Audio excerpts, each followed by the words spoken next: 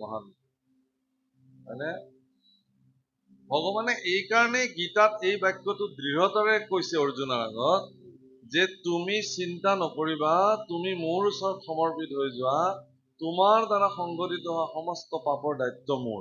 এই কাৰণেই কৈছে যে ভগৱানৰ ওচৰত সমৰ্পিত হৈ যোৱা ভক্তৰ দ্বাৰা কেতিয়াও কোনো ধৰণৰ পাপ কাৰ্য সম্পাদিত নহয়।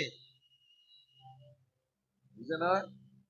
যদি কাৰোবাৰ দ্বাৰা পাপ কাৰ্য সম্পাদিত হৈয়ে আছে তেতিয়াহ'লে তেওঁ এতিয়াও ভগৱানৰ ওচৰত সমৰ্পিত হ'ব পৰা নাই। মন মনা ভৱ মদ ভক্ত মদ জাজি মাম নমস্কুৰু মামৈ বৈশ্যসি সত্যং প্ৰতি জান প্ৰিয়সিমে।